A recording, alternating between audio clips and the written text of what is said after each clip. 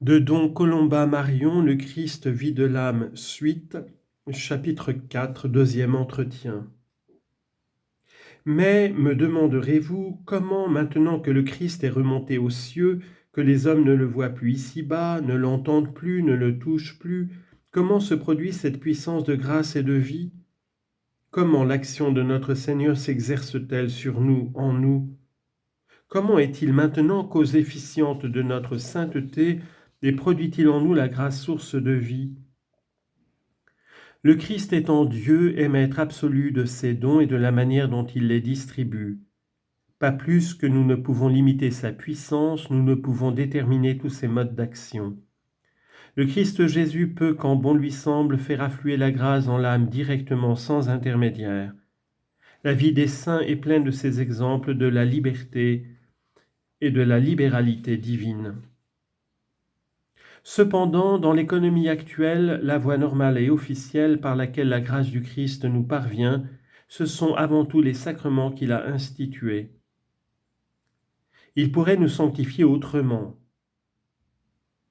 qu'il ne le fait.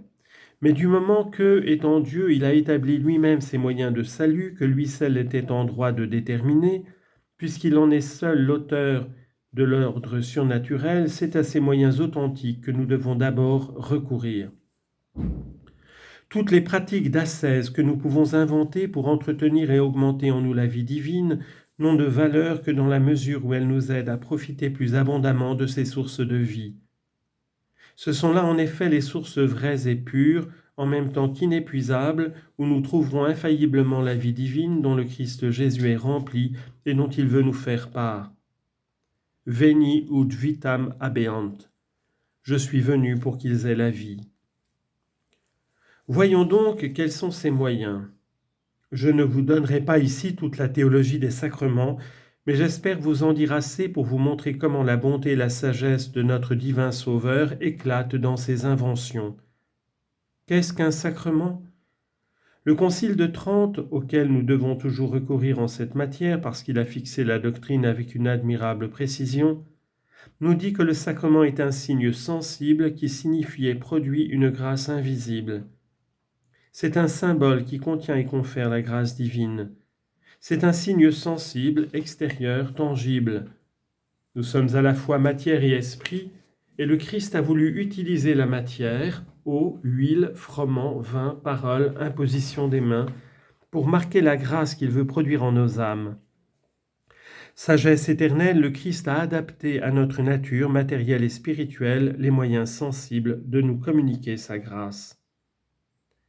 Je dis communiquer, car les signes ne font pas seulement que signifier ou symboliser la grâce, ils la contiennent et la confèrent.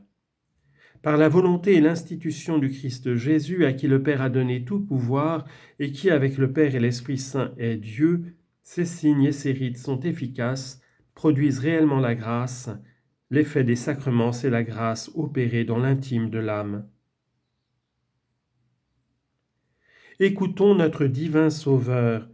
Il nous enseigne que l'eau du baptême nous lave de nos fautes, nous fait naître à la vie de la grâce, nous rend enfants de Dieu et héritiers de son royaume. Nisi quis renatus fuerit ex aqua et spiritus sancto non potest introire in regnum Dei. Jean 3, 5. Nul, s'il n'est né de nouveau et d'en haut, et de l'eau et de l'Esprit Saint, ne peut entrer dans le royaume de Dieu. Il nous enseigne encore que la parole de son ministre qui nous absout efface nos péchés. Les péchés seront remis à ceux à qui vous les remettrez. Que sous les apparences du pain et du vin sont réellement contenus son corps et son sang qu'il nous faut manger et boire pour avoir la vie. Il nous déclare au sujet du mariage que l'homme ne peut séparer ce que Dieu a uni. La tradition écho dans l'enseignement de Jésus nous redit que l'imposition des mains confère à ceux qui la reçoivent l'Esprit Saint et ses dons. On lit en note. Quant à la question de savoir si tous les sacrements ont été institués immédiatement dans tous leurs détails par le Christ lui-même, peu importe. Plusieurs sacrements offrent ce caractère. Nous ne lisons pas dans l'Évangile qu'il en ait été ainsi pour tous. Et si le Christ a laissé à ses apôtres la détermination de certains détails, même importants, il n'en est pas moins vrai que c'est lui qui a attaché à tous ces symboles la grâce dont il est seul l'auteur et la source unique. Fin de note. Un des caractères où se marque la condescendance de notre divin Sauveur dans l'institution des sacrements, c'est que ces signes qui contiennent la grâce la produisent par eux-mêmes, ex opere operato.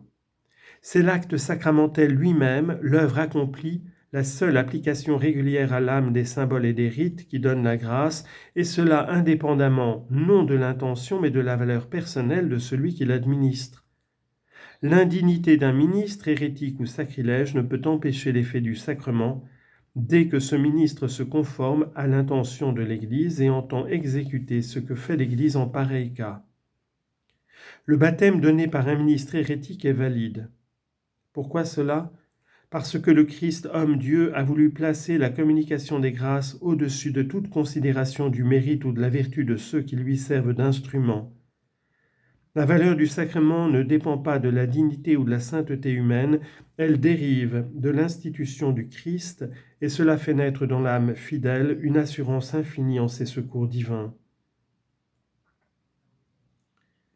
Est-ce à dire que nous devons user de ces moyens sans disposition aucune, que nous pouvons nous en approcher sans qu'il soit nécessaire d'apporter la moindre préparation ? Bien au contraire. Qu'est-il donc requis ? D'abord, une disposition générale qui regarde la production même de la grâce. Que celui qui reçoit les sacrements ne mette pas d'obstacle à leur action, à leur opération, à leur énergie. Non ponentibus obicem. Opposez un barrage aux eaux d'un torrent, les eaux s'arrêtent.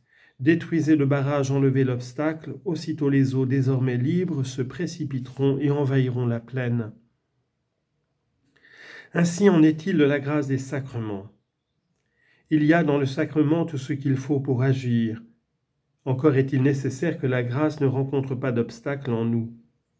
Quel obstacle ? Il varie de nature suivant le caractère des signes et la grâce qu'il confère. Ainsi, nous ne pouvons recevoir la grâce d'un sacrement que si nous y consentons. L'adulte auquel le baptême est conféré ne peut recevoir la grâce si sa volonté s'oppose à la réception du sacrement. De même, le manque de contrition est un obstacle à la réception de la grâce du sacrement de pénitence. Ainsi encore, le péché mortel constitue un obstacle qui nous empêche de recevoir la grâce de l'Eucharistie. Enlevez l'obstacle et la grâce descend en vous aussitôt que le sacrement vous est conféré. Mais j'ajouterai, élargissez par la foi, la confiance et l'amour, la capacité de vos âmes et la grâce abondera en vous. Car si la grâce des sacrements est substantiellement la même pour tous, elle varie de degré, d'intensité, suivant les dispositions de ceux qui la reçoivent après avoir écarté l'obstacle. Elle se mesure non certes dans son entité, mais dans sa fécondité et son étendue d'action aux dispositions de l'âme. Ouvrons donc à la grâce divine toute large les avenues de nos âmes, apportons-y toute la charité et la pureté désirables, afin que le Christ fasse surabonder en nous sa vie divine. Car c'est lui, le Christ, le Verbe incarné, qui en tant que Dieu est la cause efficiente, première et principale de la grâce produite par les sacrements. Pourquoi cela ? Parce que celui-là seul peut produire la grâce qui en est l'auteur et la source. Les sacrements, signes chargés de transmettre cette grâce à l'âme, n'agissent qu'en qualité d'instruments. Ils sont une cause de grâce, cause réelle efficiente, mais seulement instrumentale.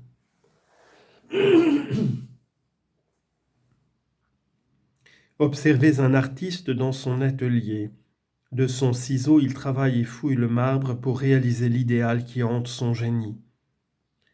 Quand le chef-d'œuvre sera terminé, il sera exact de dire que l'artiste en est l'auteur. Mais le ciseau a été l'instrument chargé de la transmission de l'idée de l'artiste. L'œuvre est due au ciseau, mais au ciseau guidé et vivifié par la main du maître, dirigée elle-même par le génie qui a conçu l'œuvre à produire. Ainsi en est-il des sacrements. Ce sont des signes qui produisent la grâce, non comme cause principale, c'est du Christ seul que découle comme de son unique source la grâce sanctifiante, mais comme des instruments en vertu du mouvement qu'ils reçoivent de l'humanité du Christ unie au Verbe et remplis de la vie divine. Dans la personne du prêtre, c'est le Christ lui-même qui baptise, qui absout. Pierre baptise, dit saint Augustin, c'est le Christ qui baptise. Judas baptise, c'est le Christ qui le fait. Petrus baptizet, Christus baptizat, Judas baptizet, Christus baptizat. Quel que soit le ministre, il n'agit ici qu'en vertu du Christ. Ce sont les mérites du Christ qui nous sont appliqués, ce sont ses satisfactions qui nous sont données en participation, c'est la vie du Christ qui par ses canaux dérive en nos âmes. Toute l'efficacité des sacrements à nous communiquer la vie divine vient donc du Christ qui par sa vie et son sacrifice sur la croix a mérité pour nous toute grâce et a institué ces signes pour la faire parvenir jusqu'à nous. Si nous avions la foi, si nous comprenions que ce sont là des moyens divins, doublement divins, dont leur source première et primordiale, dans le but ultime auquel ils tendent, avec quelle ferveur et quelle fréquence nous userions de ces moyens multipliés sur notre route par la bonté de notre Sauveur.